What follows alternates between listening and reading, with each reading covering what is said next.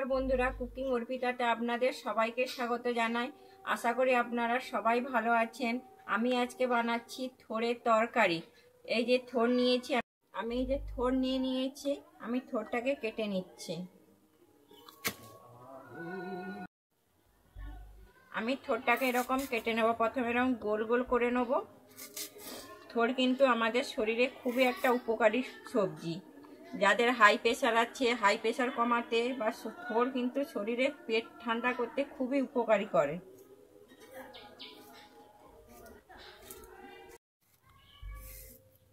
থোড়টা কাটা হয়ে গেছে, দেখুন এইভাবে আমি কেটেছি। আর আমি এইটাকে জলে দিয়েছি, না হলে কিন্তু কালো হয়ে যায় থোড়টা না জলে ভিজিয়ে রাখলে। থোড়ে কিন্তু কোনো সার দেওয়া হয় না, এটা কিন্তু মানে খুবই ভালো একটা সবজি।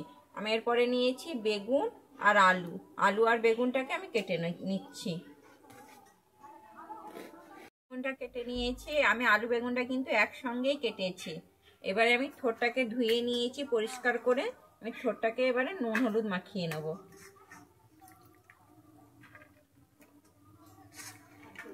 থোড়টার মধ্যে নুন হলুদ মাখিয়ে নিচ্ছি, লবণ দিচ্ছি আর দিচ্ছি হলুদ। থোড়ের মধ্যে আগে থেকে যদি নুন হলুদ মাখিয়ে নিই তাহলে থোড়ের যে কালো কষটা ওটা কিন্তু বেরিয়ে যায়।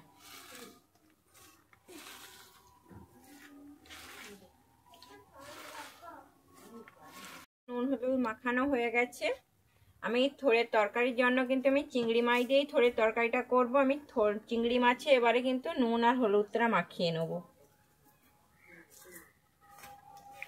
আমি চিংড়ি মাছটা কিন্তু আগে থেকেই ভালোভাবে ধুয়ে পরিষ্কার করে রেখেছিলাম। সবজি বানানোর জন্য এখানে আমি মশলা নিয়েছি। আমি পোস্ত নিয়েছি 1 চামচ, জিরে নিয়েছি 1 চামচ, আর নিয়েছি সাদা সর্ষে 1 চামচ, আর দুটো নিয়েছি শুকনো লঙ্কা।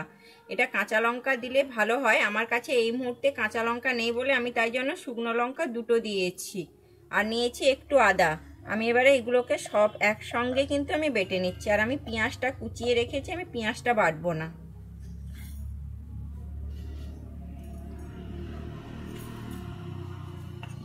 আমি এর মধ্যে একটু হলুদ দিয়ে দিচ্ছি, আর যেহেতু সর্ষে আছে তাই জন্য আমি হালকা লবণ দিয়ে দিচ্ছি। দিয়ে আমি এটাকে এবারে বেটে নেব। আমি সবগুলোকে কিন্তু একসঙ্গেই আমি শিলে বেটে নিচ্ছি। আপনারা চাইলে মিক্সিতেও বাটতে পারেন, কিন্তু শিলে বাটার একটা টেস্ট আলাদা।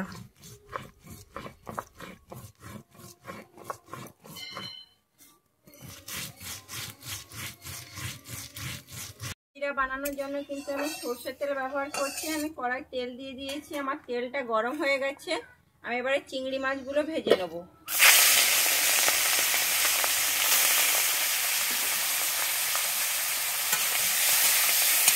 আমি চিংড়ি মাছটা কিন্তু বেশি কড়া করে ভাজবো না, হালকা করেই ভেজে নেব।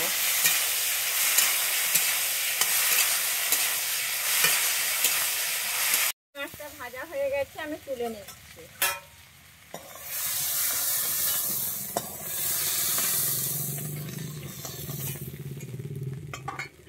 আমি ওই তেলের মধ্যে আরেকটু তেল দিয়ে দিচ্ছি।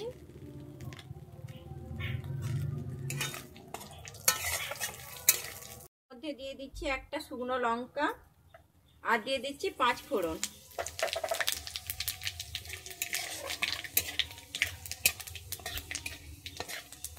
আমার শুকনো লঙ্কা 5 ফোড়নটা ভাজা হয়ে গেছে। আমি দিয়ে দিচ্ছি পেঁয়াজ। একটা পেঁয়াজ কুচিয়ে নিয়েছিলাম, পেঁয়াজটা দিয়ে দিচ্ছি।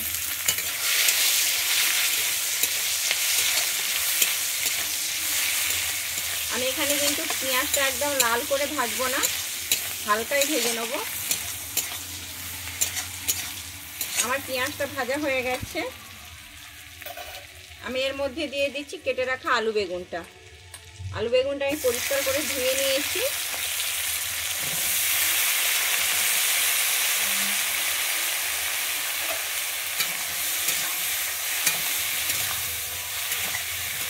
আমি আলু বেগুনটা এবারে কিন্তু ভালো করে ভেজে নেব।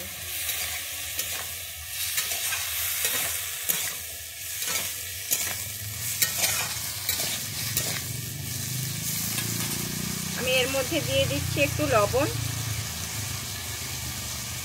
আর দিয়ে দিচ্ছি একটু হলুদ।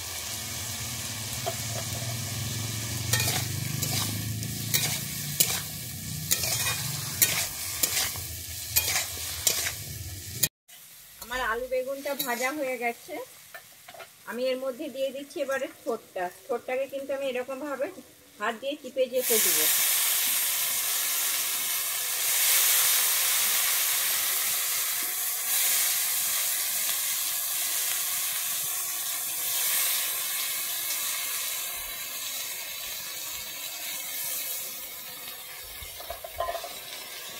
আমি ঠোঁটটা দিয়ে এবারে ভালোভাবে ভেজে নিচ্ছি।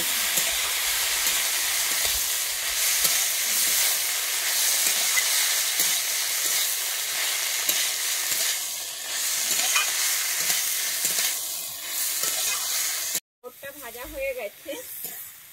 আমি এর মধ্যে দিয়ে দিচ্ছি এবারে বেটে রাখা মশলাটা। মশলাটা দিয়ে আমি আরেকটু মশলাটাকে এবারে ভালোভাবে কষিয়ে নেব।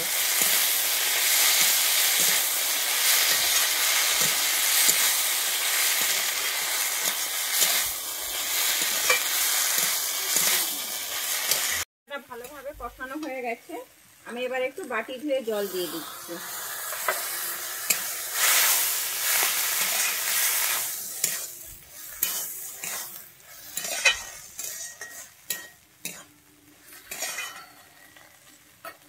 আমি এরপরে দিয়ে দিচ্ছি ভেজে রাখা চিংড়ি মাছগুলো, দিয়ে আমি একটু ভালোভাবে নেড়ে নিচ্ছি।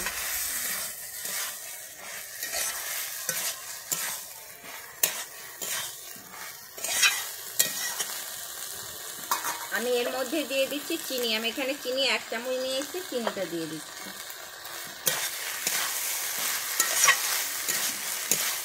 কিন্তু এতে আর কোনো লবণ দিচ্ছি না, আমি যেহেতু থোড়ে লবণ মাখিয়ে রেখেছিলাম আর একটু আমি আলু বেগুনের সঙ্গে একটু লবণ দিয়েছি, তাই জন্য আমি কিন্তু এতে আর কোনো লবণ দিচ্ছি না। আমি এরপরে জল দিয়ে দিচ্ছি।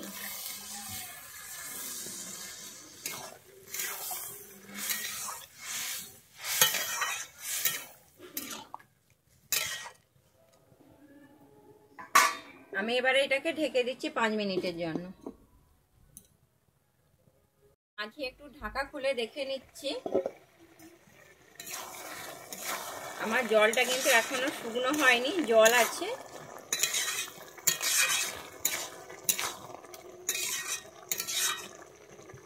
আবারও 5 মিনিট ঢেকে দিচ্ছি।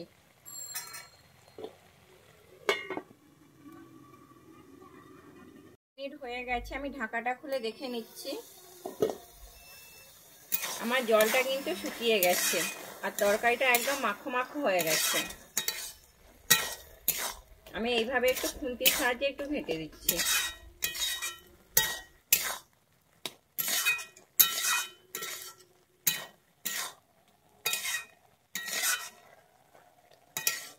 এটা গরম ভাত দিয়ে জাস্ট অসাধারণ লাগবে।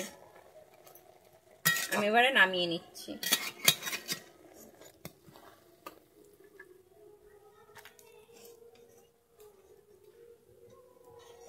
হয়ে গেছে চিংড়ি মাছ দিয়ে থোড়ের তরকারি। আমার যদি এই রেসিপিটা আপনাদের ভালো লেগে থাকে তাহলে আমার চ্যানেলে লাইক, শেয়ার, কমেন্ট ও সাবস্ক্রাইব করে দেওয়ার অনুরোধ রইল।